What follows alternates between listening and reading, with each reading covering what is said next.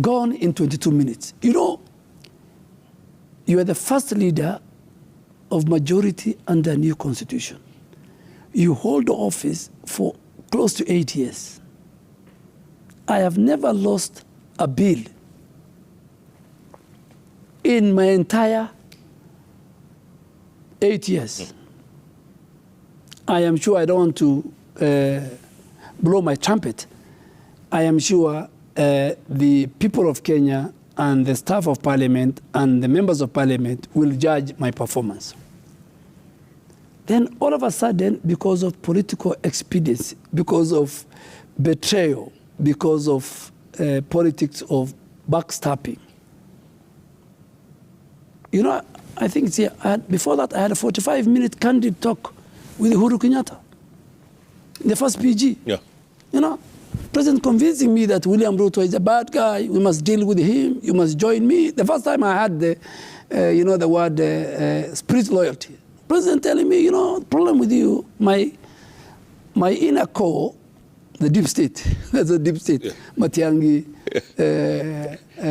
Kibicho, yes. Nancy Gitau, his brother, yes. Mhoho, a good friend of mine by that time, and many others were saying, they told him, you have cleaned the Senate of the Murkomens and the Kindikis, so the swamp was cleaned. Now the swamp in National Assembly was to be cleaned. The Chungwas and the Mbarire, you know, very respectable leaders, Mbarire and Washiali. And they told him, you know, you are a friend to Duale, but you are doing all this, you're wasting your time. The snake of William Ruto is in the house.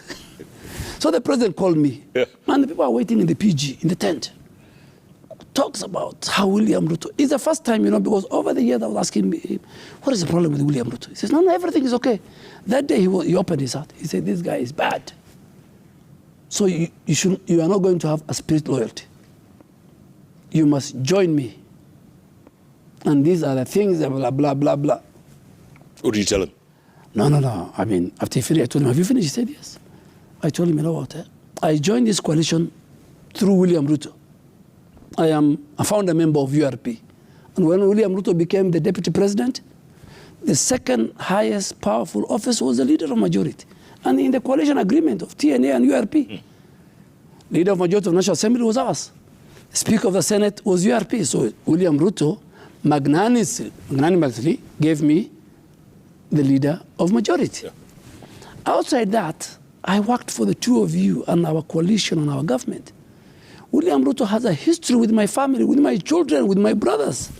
And I told him as a Muslim, I'm sorry. Uhuru was looking at me, because you know he has poured out his, he said, I told him, I am ready to relinquish the office of the leader of majority. I better stay with William Ruto. That's what you said? Yes, so we left. He said, okay, let's go to the PG. We went to the PG. Was he angry?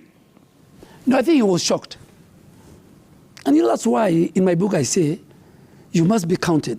When your friend needs you, you must stand tall. So, you know? Yeah. And I think I had to make a decision as a Muslim. So when we went to the PG, everybody else was replaced.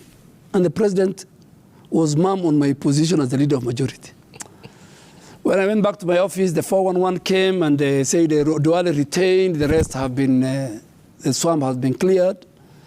Then in the evening, the so-called deep state and Kanini Kega and the other shenanigans, and many, even some from my region, they went to some room and they said, Mr. President, we have to remove Duale. And then he told them, okay, go find a way to remove him. Then the fake signature collection came.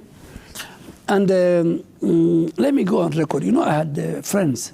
One of the friends who called me and told me, you know, leader, I think these guys are collecting signatures. They're fake. They're working behind Uhuru. I mean, Uhuru is part of it. Why can't you resign?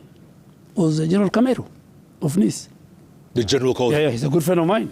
What? So he told me, man, you just call it a day. So I told him, I'm going to think about it. But when I consulted my friend William Ruto, he said, why do you have to resign? Let them remove you. Because, you know, we're using the politics of victim. And then the 22 minutes came.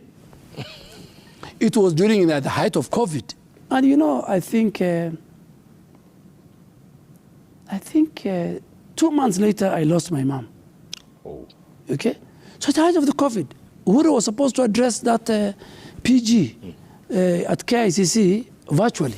So when he saw, because you guys were streaming it live, correct, when he saw William Ruto there, Ruto came running from State House. And then, you know, he came, it's in my book. He spoke for 22 minutes. The whole thing was 22 minutes. But I think 15 minutes, let me be fair to him, he gave tributes to my leadership. He said, this guy is good, blah, blah, blah. But the PG has decided. And within 22 minutes, I walked out of KICC as, again, back to the back bench. So I told you I was in the front bench as an assistant minister. Yes. Tinga sacked me, I went to the back bench. Yeah. Then I came back to the front bench as the leader of majority. Then 22 minutes, 8 years. Back to the back. Back. But then I became a ranking member. So imagine your 8 years work and investment comes down the drain in 22 minutes. Were you shocked? Were you? How did you feel? No. I was expecting it, and my family was prepared. Yeah. I'm a religious man. You know, I think I served the longest. The only person who has served the longest than me in parliamentary leadership during this time is Speaker Muturi, who did 10 years. Mm-hmm. So I think I did 8 years. It was good enough. Of course, I was the first leader of majority. I mean, that's a big feat. Yeah, that's a big. But they all went in 22 minutes. 22. And then in that meeting, yes, William Ruto was asked 3 times by the president to speak in this book, and he refused. Completely. He refused, and in the evening I asked him why, and he said, "I cannot be part of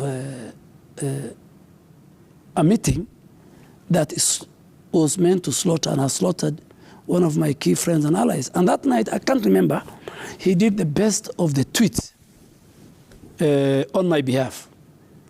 I remember that when I read that tweet, I went home and slept like a baby. It was the most nourishing, refreshing tweet a deputy president and a friend can do for you. In fact, he never did for William, for when Professor Kindiki and Murkomen were replaced. So I felt that I think he felt it, what I went through, what we went through as a group. There's another very interesting chapter, War on Terror, Fighting Terror.